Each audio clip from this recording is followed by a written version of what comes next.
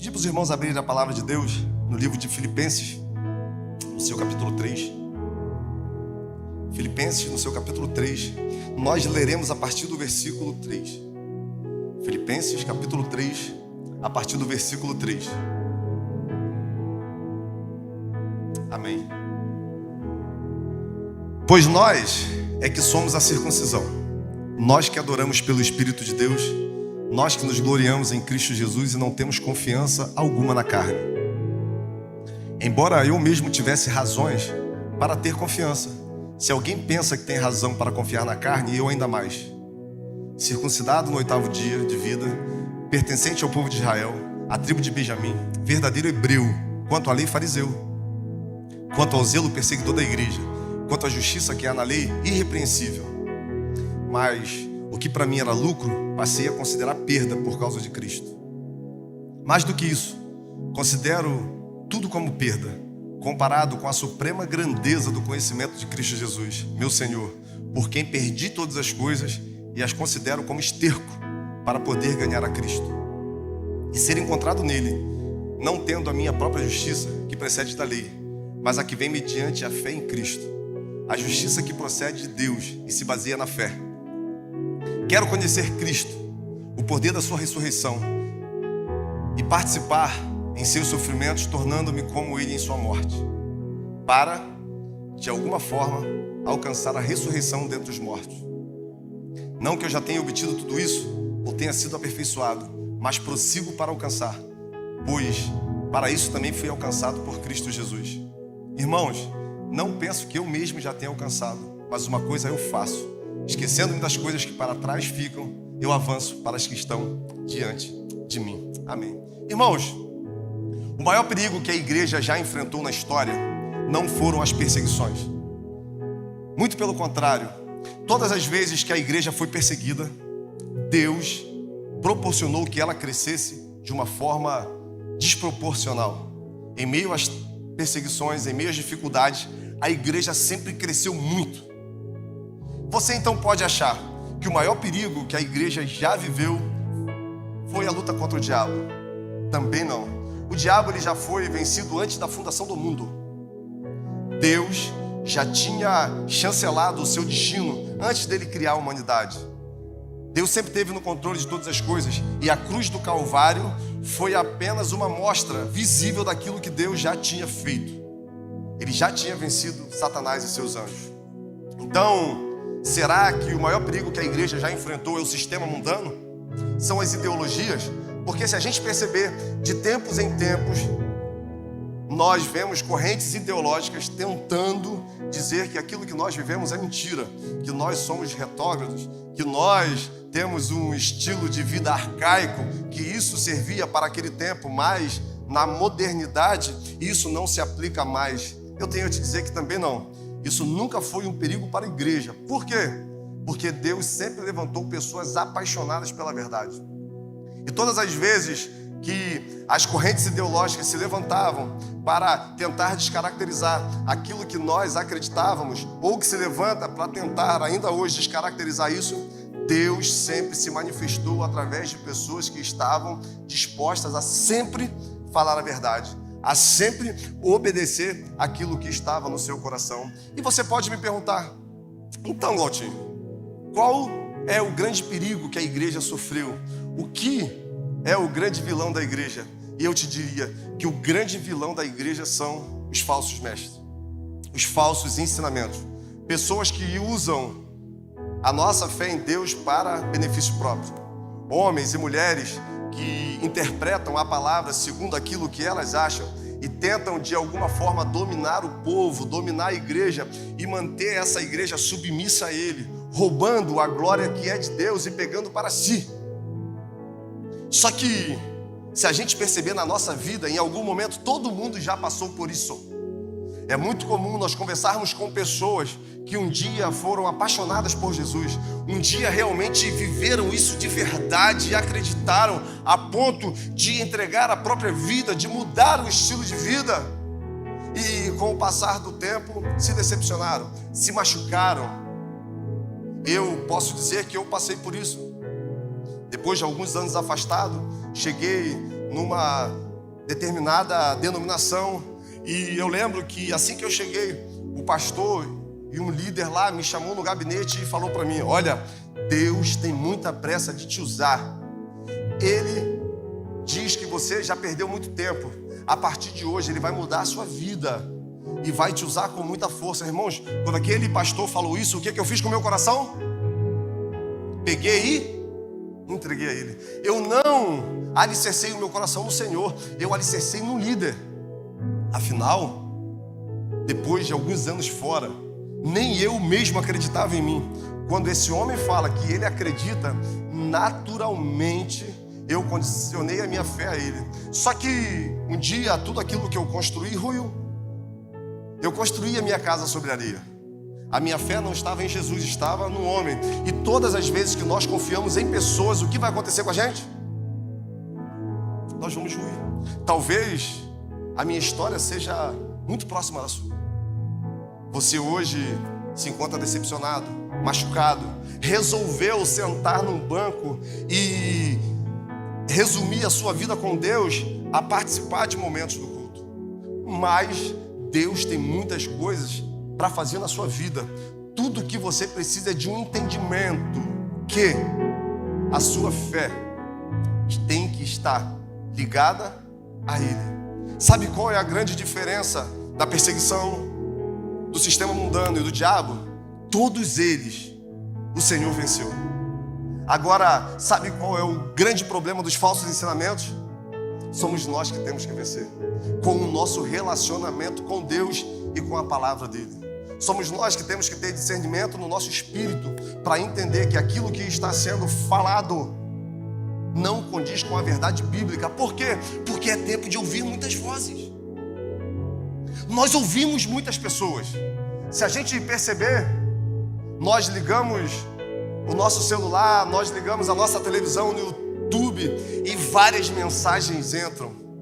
E quando a gente começa a absorver aquilo, se nós não tivermos um embasamento na palavra, alguns falsos conceitos vão entrar na nossa mente e nós vamos achar que é a vontade de Deus para nós. E vamos nos distanciar do Senhor, acreditando que estamos fazendo aquilo que Ele deseja. E isso é muito perigoso. E era isso que Paulo estava combatendo na igreja de Filipos. Uma igreja que ele criou na sua segunda viagem missionária, já não mais com Barnabé, agora com Silas. Ele está passando pela Macedônia, e todas as vezes que Paulo ia em alguma cidade, primeiro ele ia arrumar um problema na sinagoga. Ele chegava lá, confrontava os religiosos, apanhava, arrumava as confusões e depois ele fugia.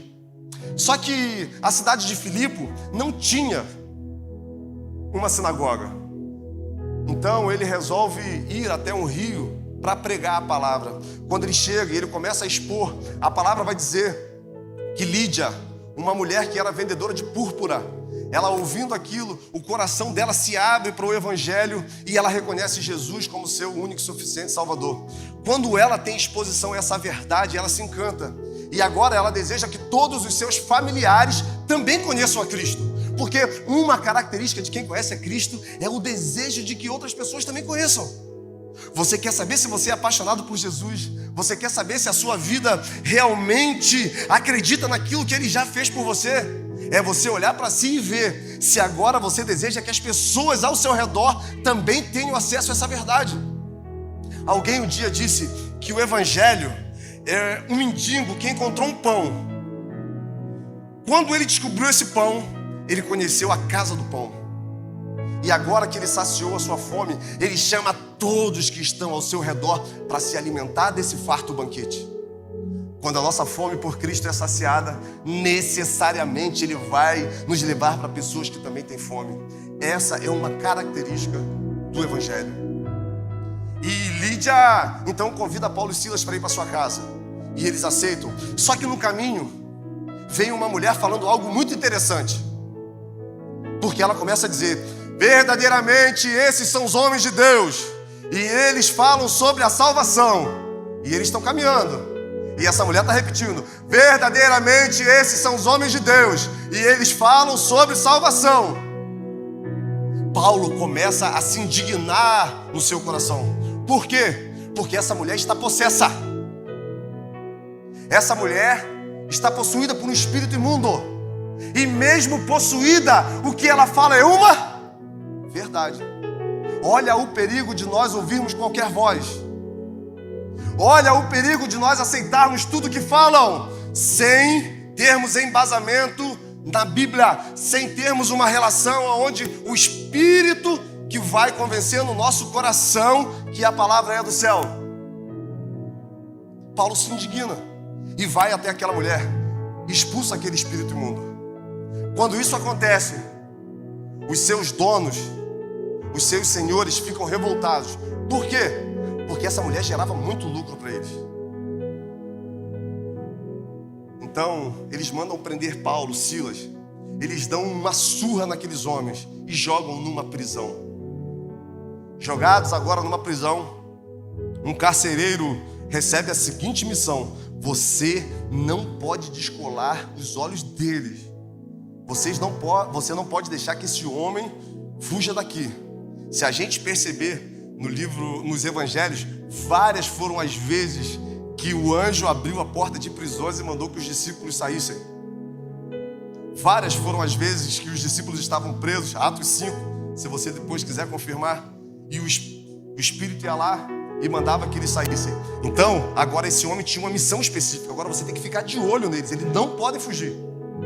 E aquele homem fica. Só que Paulo e Silas começam a adorar, Paulo e Silas começam a cantar, começam a orar, e por volta da meia-noite a cela se abre.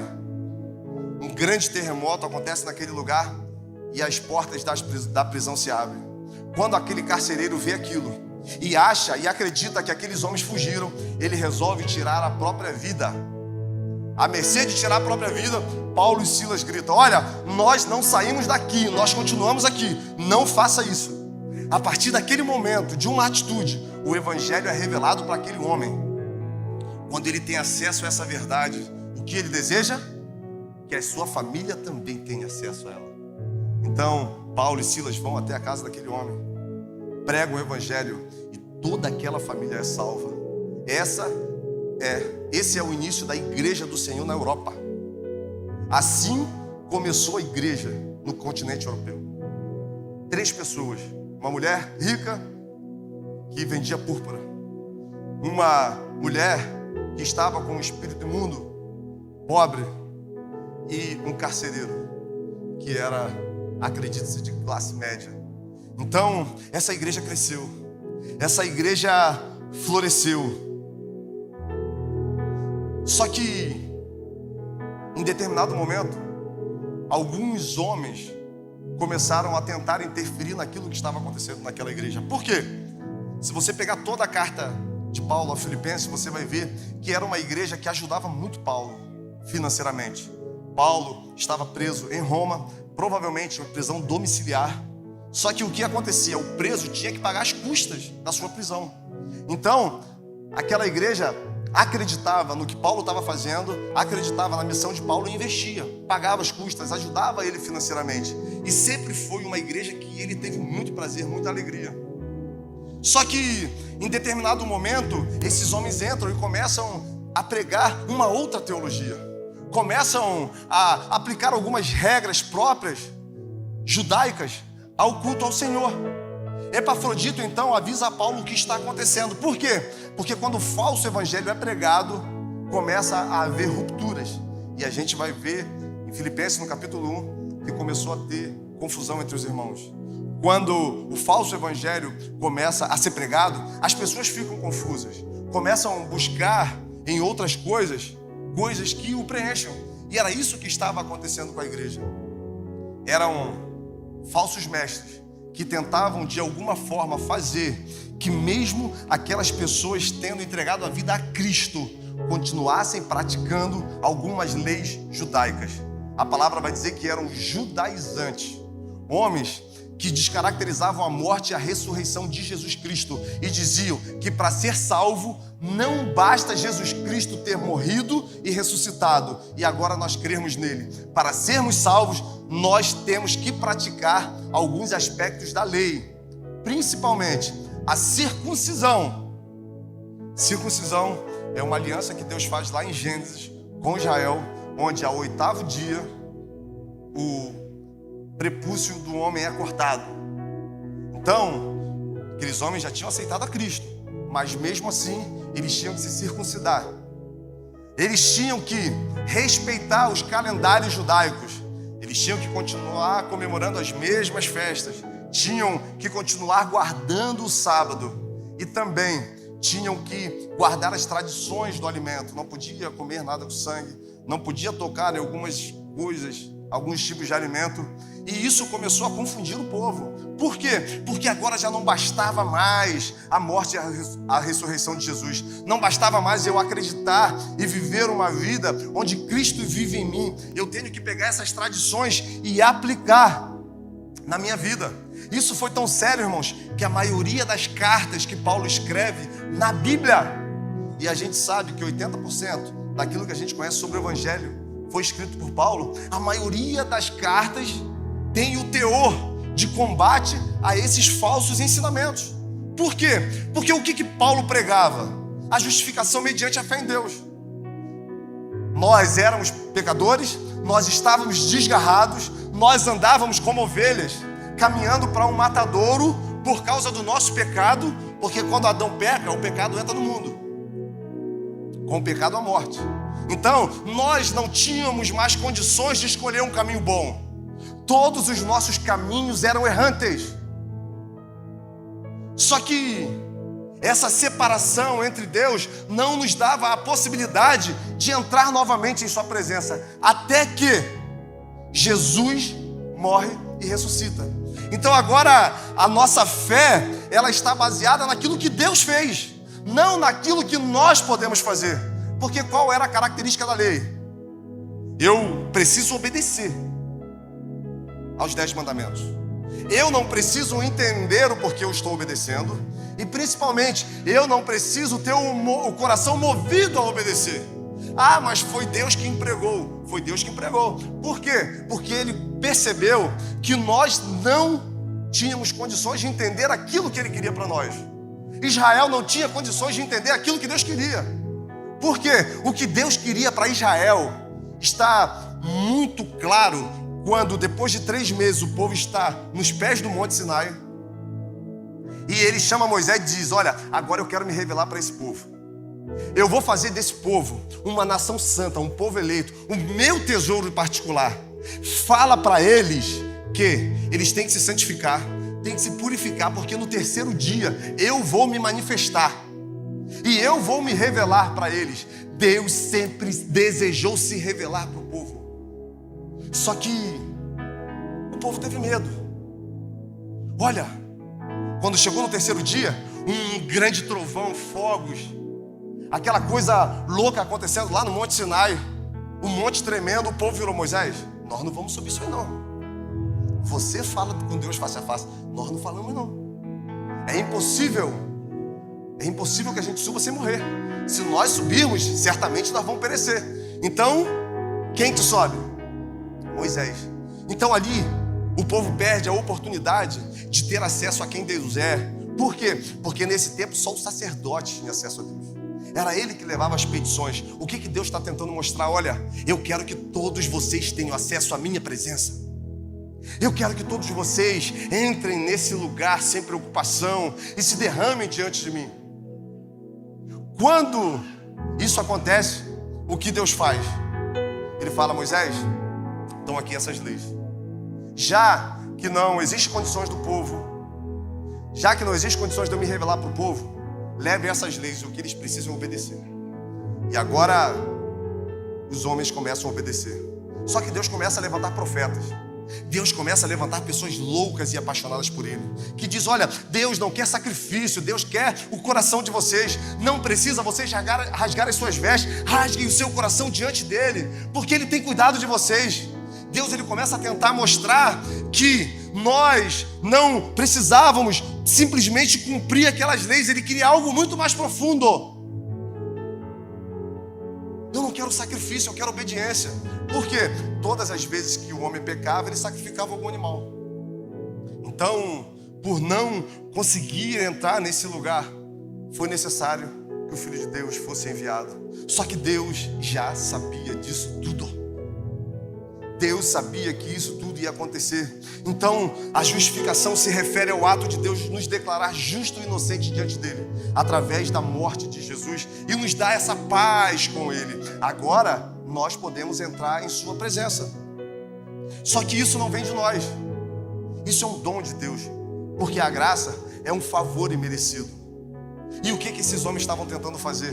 Pegar essas mesmas regras, pegar essas mesmas leis e colocar no caminho da salvação. Já não basta mais seguir a Jesus Cristo, já não basta mais viver uma vida de acordo com aquilo que Ele fez. O que vocês precisam é ouvir esses mandamentos. Então Paulo se levanta e começa a mostrar o seu currículo. Olha, se eles podem confiar neles, eu posso muito mais. Afinal, eu sou hebreu de hebreus. O que ele está dizendo? Olha, eu sou de linhagem pura. Meu pai é hebreu, minha mãe é hebreia. Então, eu poderia me gloriar nisso. Eu sou fariseu, eu estudo as leis, eu sou de uma linhagem pura de Israel, eu sou descendente de Jacó. Eu persegui a igreja. Olha o meu currículo. Se isso bastasse para a salvação, eu poderia me vangloriar naquilo que eu sou. E quantas vezes, irmãos, a nossa confiança está naquilo que nós somos? Quantas vezes a nossa fé em Deus está baseada naquilo que nós podemos produzir? É como se houvesse uma causa e efeito entre nós e Deus, mas o que Ele deseja realmente é que a nossa fé esteja totalmente nele e a gente entenda quem nós somos. Esse é o evangelho do reino de Deus que transformou a história e tem que necessariamente transformar a nossa vida. Quando Jesus vem, Ele faz separação do tempo, antes e depois. E quando Jesus vem na nossa vida, tem que haver essa mesma separação, antes e depois. Ontem eu tive a oportunidade de estar numa festa e um homem muito embriagado, quando me viu, ele veio na minha direção e falou assim, começou a chorar: eu preciso de ajuda. Eu preciso de ajuda, chorando. Eu quero me arrepender, eu não aguento mais quem eu sou. Eu tenho desejo de morrer, eu não sei porque eu não morri ainda. Eu bebo, hoje eu vou beber até amanhã. Depois eu vou ficar 10 dias jogado numa cama com vergonha de tudo aquilo que eu vou fazer. Cara, e que coisa louca. Porque o tempo foi passando, ele continuou bebendo. Quando ele arrumou a primeira briga, uma família foi embora por causa dele. Quando ele arrumou a segunda briga e agora ele foi expulso daquele lugar, porque ele brigou com os donos da casa. E eu, quando olhei aquilo, fiquei muito sensibilizado, porque olha como o pecado exerceu um domínio sobre aquela pessoa. E ele começou a dizer: cara, me ajuda, por favor, me ajuda, faz alguma coisa para me ajudar. E eu virei para ele e falei assim: olha, eu não posso fazer nada por você. Tudo que eu falar para você, provavelmente em algum momento da sua vida alguém já disse que você precisa mudar, que você tem que resistir à bebida. Mas uma coisa eu tenho certeza: se hoje você entregar sua vida a Jesus Cristo, Ele vai mudar a sua história. Se você hoje se arrepender genuinamente de quem você é e falar isso que você está falando para mim, para Ele, você pode ter um novo destino. E ele começou a chorar e falou: eu quero. Falei: então, irmão, em nome de Jesus, que a partir de hoje a sua vida seja entregue a Jesus Cristo. E quando você acordar amanhã, você comece a viver uma nova história. Porque uma das características de quem teve um encontro com a verdade é uma mudança. O próprio Paulo vai dizer que o evangelho é o poder de Deus para a transformação de todo aquele que crê. Então, se nós não formos transformados, se a nossa vida não mudou de direção, provavelmente nós ainda não tivemos um encontro com essa verdade. Provavelmente ainda vivemos à mercê daquilo que nós achamos, aquilo que nos pressionam a fazer ao nosso redor. E pior, muitas vezes nos sentimos confortáveis. E Paulo tinha muita autoridade para falar sobre isso, porque ele é um reflexo do poder de transformação de Deus. Se a gente abrir a Bíblia no livro de Atos, no seu capítulo 7, nós vamos ver um jovem cheio do Espírito Santo de Deus falando a respeito de Deus. E os religiosos interpelando ele, os religiosos questionando, mas a palavra vai dizer que eles não podiam resistir à sua sabedoria. Então, quando aqueles homens percebem que não podiam discutir com aquele jovem, eles resolvem pagar algumas pessoas para darem falso testemunho, e esse jovem é apedrejado. Estevão, ele é o primeiro mártir da igreja. É o primeiro que entrega a sua vida por acreditar naquilo que Jesus tinha feito. Aquele jovem é colocado para fora da cidade e é apedrejado até a morte. E a palavra vai dizer que pegam as roupas de Estevão, toda suja de sangue, e colocam aos pés de um homem chamado Saulo. Saulo era um terrível perseguidor da igreja. Ele mesmo vai dizer que ele aspirava a ameaças de morte. Ele odiava com toda a sua força o evangelho de Jesus Cristo. Por quê? Porque ele acreditava que a lei romana precisava, a lei judaica, a lei de Moisés precisava ser respeitada. Ele acreditava que qualquer interferência a essa lei era um movimento que tentava tirar o povo do caminho da verdade. E ele matou muitas pessoas. Eu gosto muito daquele filme Paulo o Apóstolo. Eu não sei se você já teve a oportunidade de ouvir, de assistir. E aquele filme traz algo muito interessante que às vezes passa despercebido. Quando ele coloca o espinho na carne de Paulo, não algo que ele sentia, mas a sua consciência. É como se aquilo que ele tivesse feito com os cristãos fosse o espinho dele. Todas as vezes que ele colocava a cabeça no travesseiro, ele lembrava daquilo que ele foi, e aquilo feria muito ele. Então, ele odiava tanto que ele recebeu cartas para poder passar em todas as províncias romanas matando o cristão. Aí aconteceu a grande diáspora, dispersão. O que começou a acontecer? O evangelho começou a ser espalhado. As pessoas começaram a fugir de Saulo. E fugindo, passavam de casa em casa, falando sobre o quê? Sobre o evangelho, sobre o poder de Deus. E as pessoas começaram a se converter. E Paulo está indo, até que no caminho de Damasco, uma grande luz aparece e ele fica cego. Naquele momento, ele faz duas perguntas muito interessantes que, cara, nós temos que fazer pra gente. Ele fala assim: primeiro, quem é você? Ele não conhecia Jesus. Jesus vira para ele e fala: por que você me persegue? Perceba que a perseguição nunca foi contra a igreja. A perseguição sempre foi contra Cristo. Por isso nós não precisamos temer com esse tempo. Por isso nós não precisamos temer o que está por vir, porque nunca vai ser sobre a gente.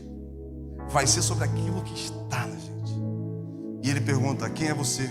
E ele fala: eu sou Jesus, o qual você persegue.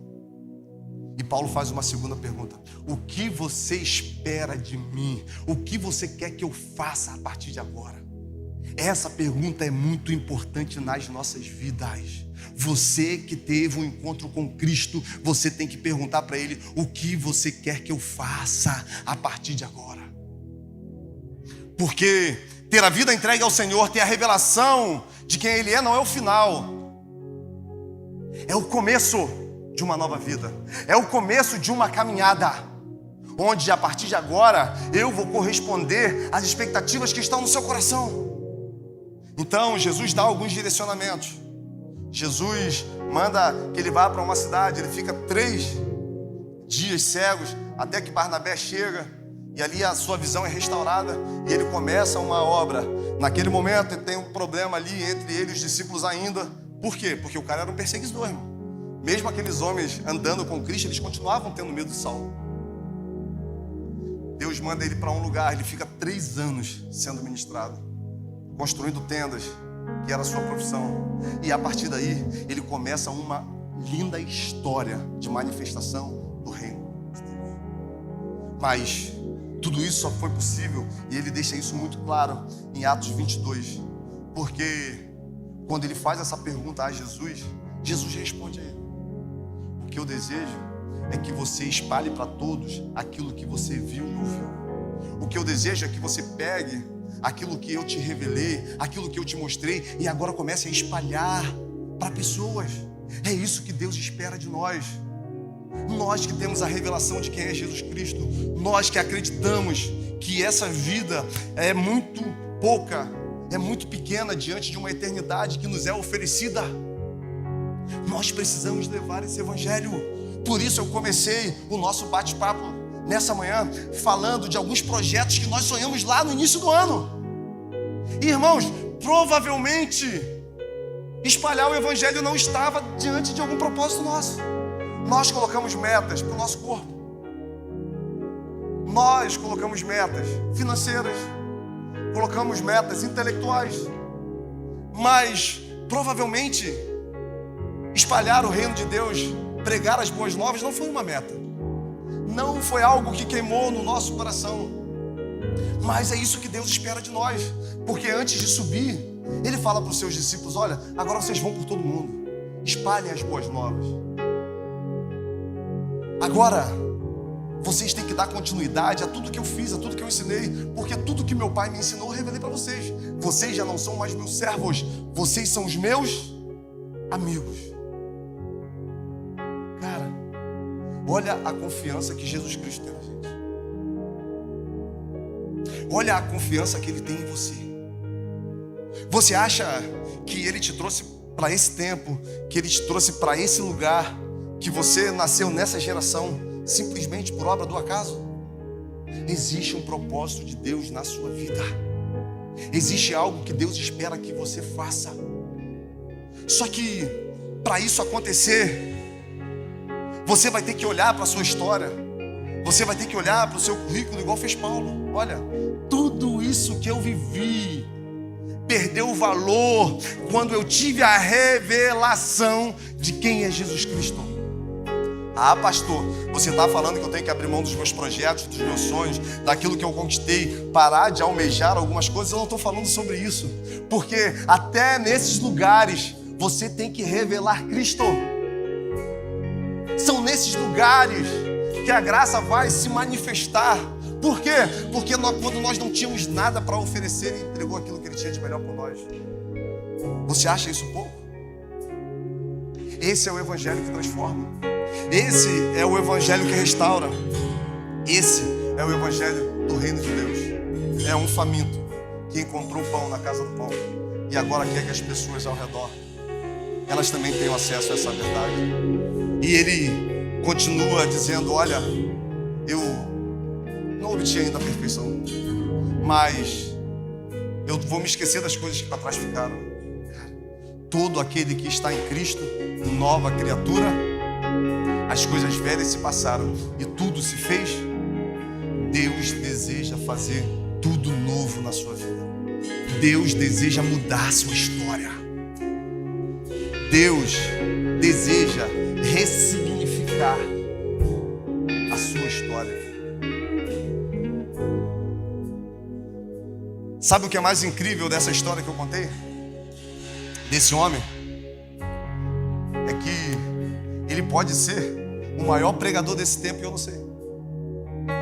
Ele pode ser aquela pessoa que Deus vai usar para transformar a realidade de Cabo Frio. Só que eu estou olhando para ele como um homem embriagado ainda. Deus pega essas coisas loucas, improváveis, as que ninguém acha que são, para confundir aquelas que são. Não é sobre a nossa força, não é sobre a nossa justiça, é sobre um Deus que escolheu pessoas que ninguém escolheria para viver coisas sobrenaturais nele. E eu gostaria de convidar a ficar de pé.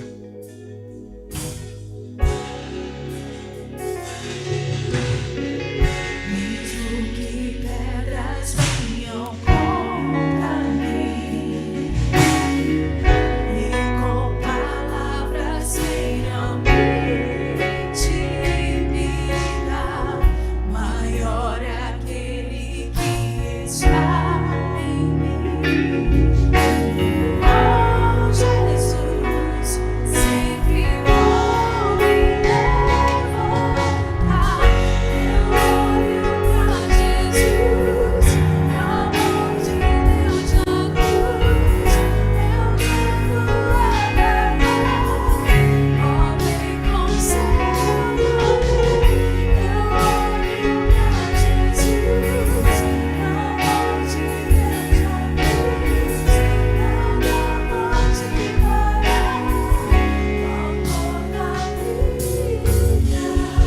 Evangelho, ele nos desafia a uma mudança de estilo de vida.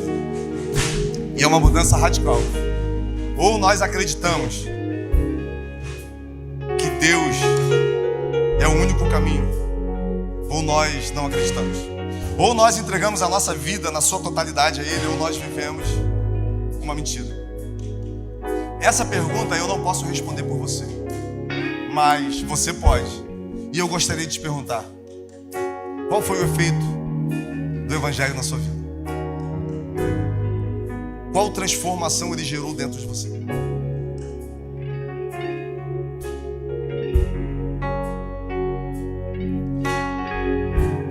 O que Deus deseja de você nessa manhã, da gente nessa manhã, é que a gente entenda que a gente foi chamado para viver algo sobrenatural nele.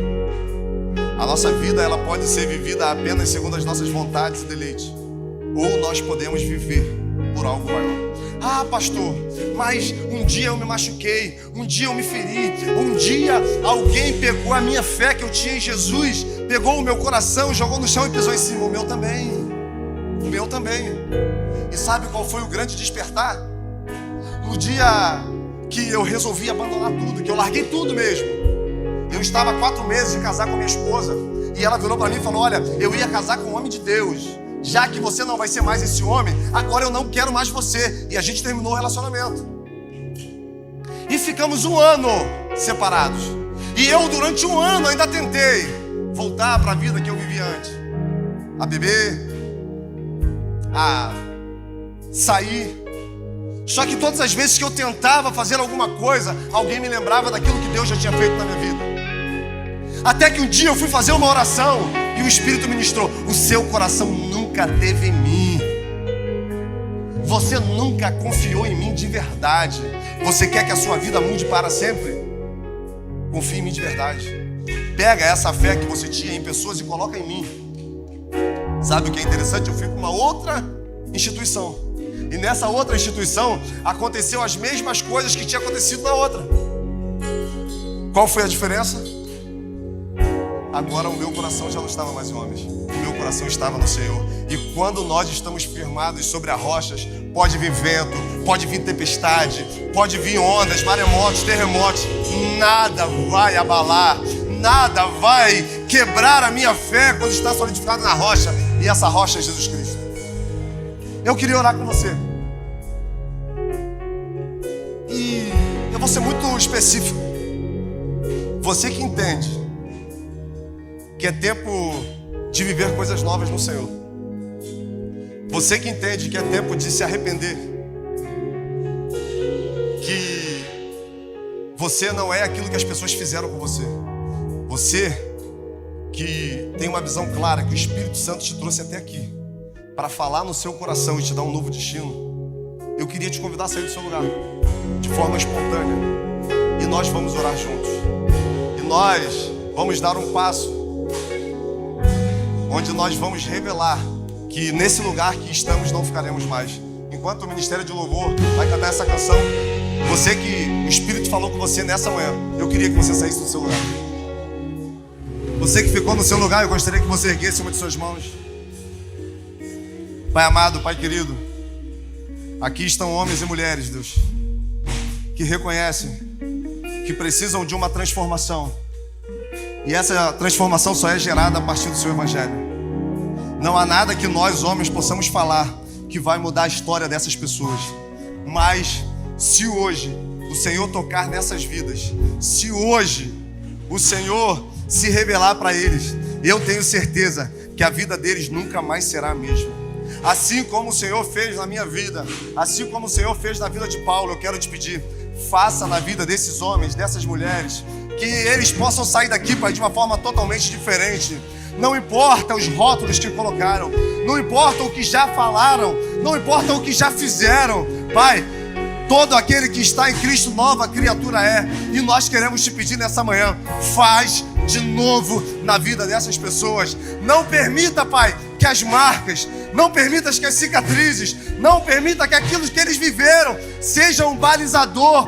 Não permita, Pai, que o peso, que o fardo, não, Deus, não deixe, Pai, que isso impeça os seus filhos e filhas de viverem o que o Senhor tem para eles. Não está relacionado ao tempo, não está relacionado ao momento.